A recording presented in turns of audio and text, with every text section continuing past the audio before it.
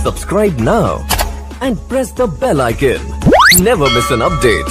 नमस्कार दोस्तों, स्वागत है आपका हमारे इस YouTube चैनल पे। और इस वीडियो में जैसा कि आपने थंबनेल में देखा होगा, हम एक बहुत ही इंपॉर्टेंट प्रोफेशनल कोर्स के बारे में डिस्कशन करेंगे जिसका नाम है कंपनी सेक्रेटरीज।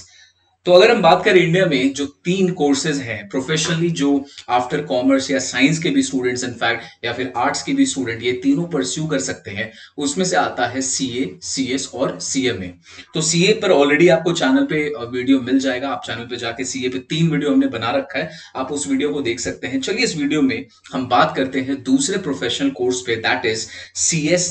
दैट इज इनका फुल फॉर्म आप पहले से जानते होंगे, नहीं जानते हो तो पहली बार देख रहे हैं अगर, तो it is called company secretary. तो ये हमारा पार्ट 1 वीडियो है। इसके नेक्स्ट पार्ट में हम कुछ और सीएस करियर पे ही कुछ और भी बातें करेंगे। तो चलिए जल्दी से शुरू करते हैं वीडियो को। तो सबसे पहला चीज कि ये जो सीएस कोर्स है या फिर जो ये कंपनी सेक्रेटरी का कोर्स है, इसके लिए आप कौन से कॉलेज में जाके पढ़ाई करोगे। तो सबसे पहली बात कि इसका कोई कॉलेज नहीं होता है, इसके लिए एक इंस्टीट्यूट है जिसका नाम है आईसीएसआई। ICSI मतलब the institute of company secretaries of India. और दोस्तों ये कोई नॉर्मल इंस्टीट्यूट नहीं है, it is an institute set up by an act of parliament.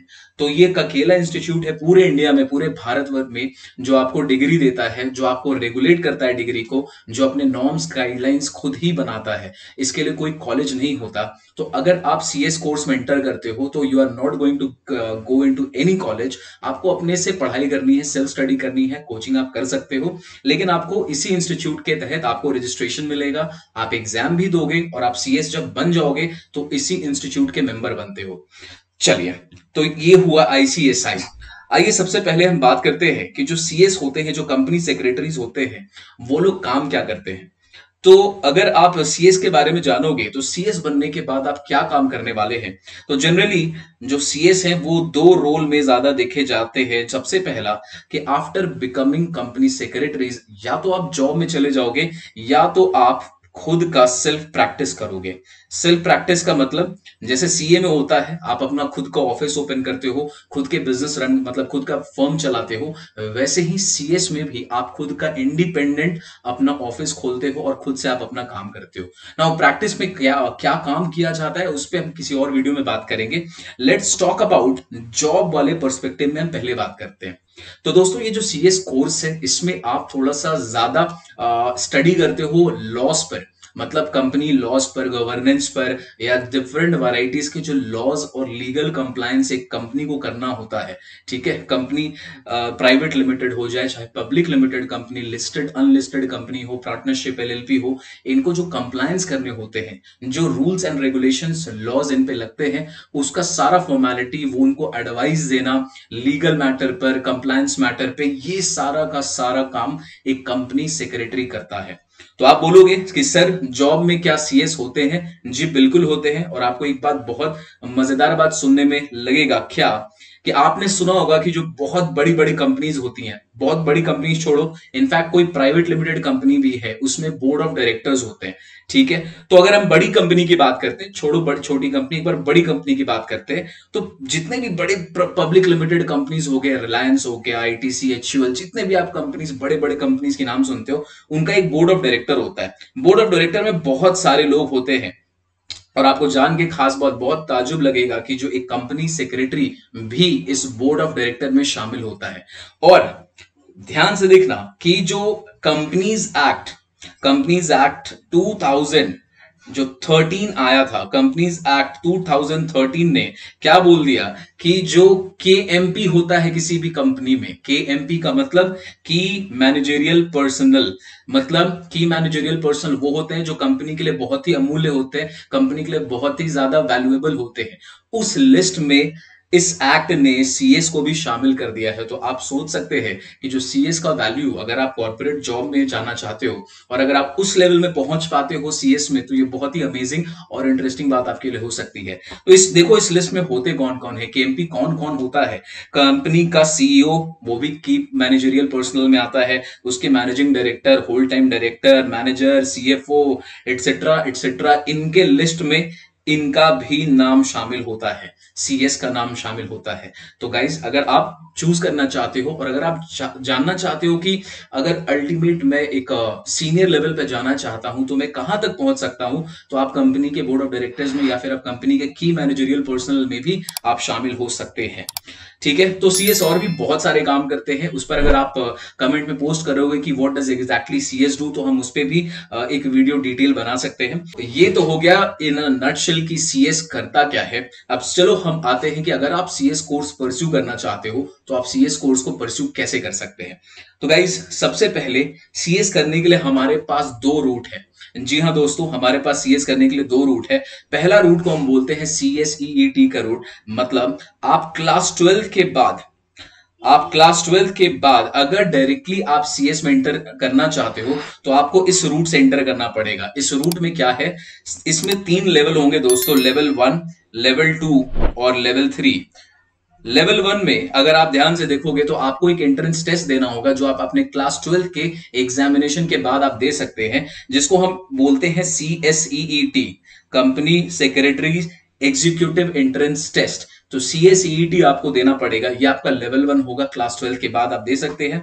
इसमें बच्चों आपको 4 सब्जेक्ट्स देना होता है, 4 सब्जेक्ट, एक सब्जेक्ट 50 मार्क्स का होता है, तो टोटल आपके पास 200 मार्क्स का ये आपको टेस्ट देना पड़ेगा आफ्टर योर क्लास 12 एग्जामिनेशन।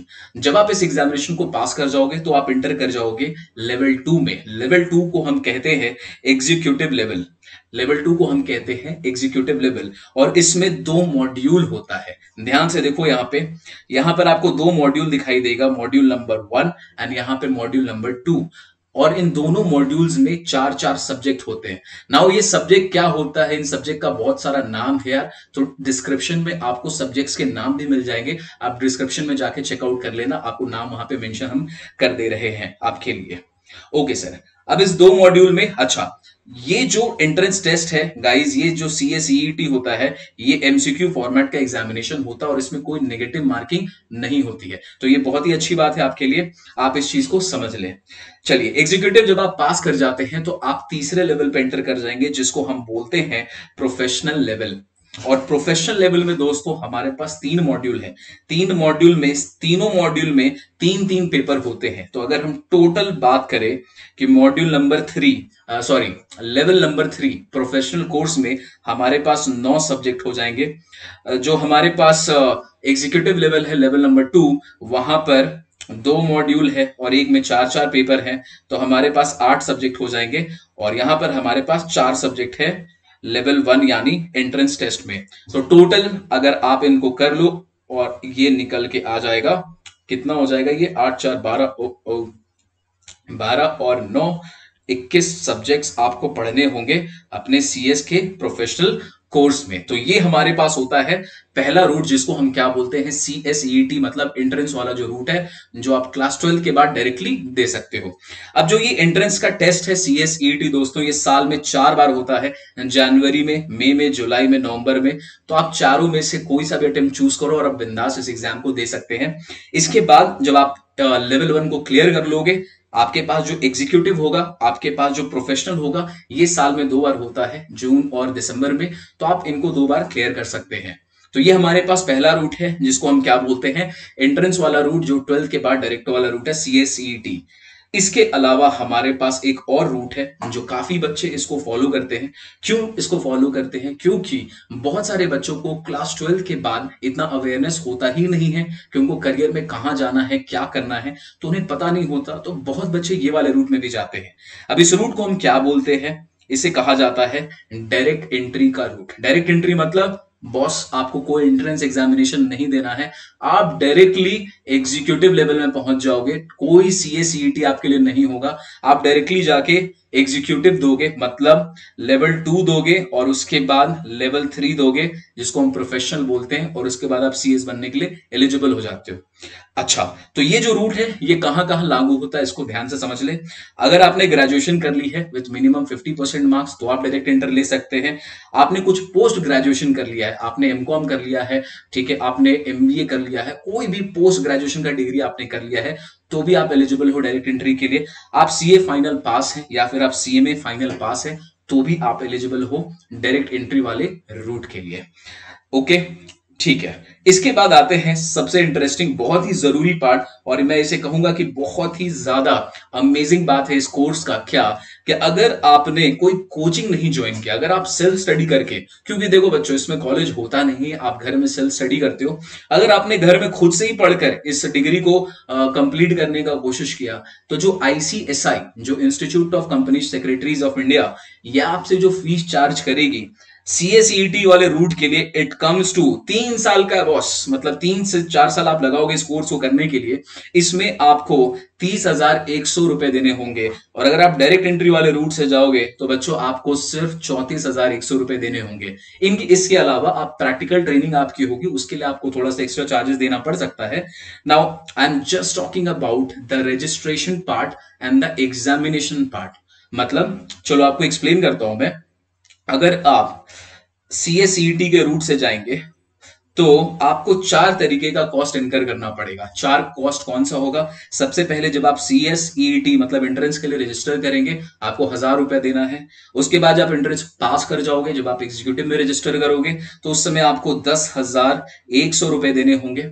उसके बाद जब आप वो भी पास कर जाओगे प्रोफेशनल के रजिस्ट्रेशन के लिए, आपको यहां पर 13,000 रुपए देना पड़ेगा। ठीक है, तो आपने ये पेमेंट कर दिया। उसके बाद जो आप एग्जीक्यूटिव लेवल का और जो आप प्रोफेशनल लेवल का जो आप एग्जाम देने वाले हो, उसमें टोटल मॉड्यूल आपके पास 5 हो जाते हैं। पर मॉड्यूल का 1,200 रुपए लगता है एग्जामिनेशन का चार्ज। तो 1,200 इंटू 5 कर दोगे तो 6,000 रुपए आपके पास एग्जामिनेशन का चार्ज आ जाता है।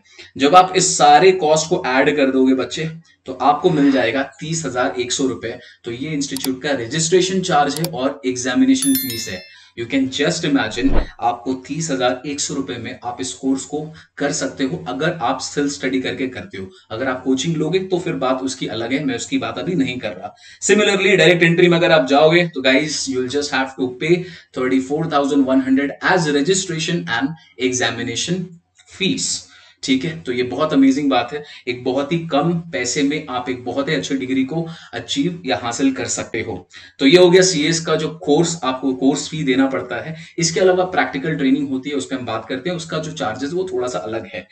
ओके सर, तो चलिए आते हैं जल्दी से इस पॉइंट पे, और इस पॉइंट को बहुत ही अच्छे से आपको समझना पड़ेगा क्योंकि ये बहुत ही इंपॉर्टेंट पॉइंट है। और मैं आपको बता दूं कि जो CS इंस्टीट्यूट ICSI, इन्होंने अपना एक नया ट्रेनिंग मॉड्यूल लॉन्च किया है जो इफेक्टिव इन्होंने किया है 2021 से। ये जो नया वाला ट्रेनिंग मॉड्यूल है, इसका लिंक हम आपके लिए डिस्क्रिप्शन में अटैच कर देंगे। आप जाके डिस्क्रिप्शन में उसको चेकआउट करें, वहां पे पूरा डिटेल आपको मिल जाएगा। कोई वीडियो आप देखोगे, आपको वो कभी सुनने में मिलेगा 15 महीना है, कहीं पे लगेगा 21 महीना है, कहीं पे लगेगा 24 महीना है। ध्यान से देखे बच्चे, मैं उम्मीद कर रहा हूं कि इस वीडियो को देखकर जो आगे CS कोर्स ज्वाइन करेंगे, उन पे नया वाला ही ट्रेनिंग स्ट्रक्चर एप्लीकेबल होगा। तो इस ट्रेनिंग स्ट्रक्चर को, प्रैक्टिकल ट्रेनिंग स्ट्रक्चर को 3 पार्ट में डिवाइड किया गया है। पहले वाले को हम बोलते हैं एग्जीक्यूटिव डेवलपमेंट प्रोग्राम, जो कि 1 महीने का होता है। और ये आप कब करोगे इस प्रोग्राम को, इस ट्रेनिंग को? जब आप अपने CS एग्जीक्यूटिव एग्जाम को दे देते हो, तब आप 1 महीने का ट्रेनिंग करते हैं। ठीक है, उसके बाद जब आप अपना EDP क्लियर कर लोगे, मतलब जब आप 1 महीने का ट्रेनिंग क्लियर करोगे, उसके बाद आप एलिजिबल होते हो प्रैक्टिकल ट्रेनिंग के लिए। Practical training in terms of C अगर हम बात करें तो हम आर्टिकलशिप बोलते हैं, जो रियल लाइफ इंटर्नशिप आपको करना होता है। क्योंकि बॉस ये प्रैक्टिकल कोर्स है जहां पर आप प्रैक्टिकल लॉज एंड एप्लीकेशंस पे डील कर रहे हो, तो ट्रेनिंग करना बहुत इंपॉर्टेंट है।